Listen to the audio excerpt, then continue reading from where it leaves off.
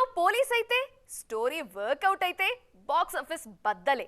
అందుకే టాలీవుడ్ లో never ending trending story అంటే ఖాకీ కథలే. తాజాగా ఈ పోలీస్ స్టోరీస్ కి పునర్వైభవం వస్తోంది. పెద్ద చిన్న తేడా లేదు, అందరూ మళ్ళీ ఖాకీ డ్రెస్ వేస్తున్నారు. మరి ఈ మధ్యే వచ్చిన ఇప్పుడొస్తున్న త్వరలోనే రాబోతున్న ఆ పోలీస్ స్టోరీస్ పై ఓ లుక్కేద్దామా? టాలీవుడ్ లో మళ్లీ పోలీస్ బ్యాక్డ్రాప్ కథలకి డిమాండ్ పెరుగుతోంది.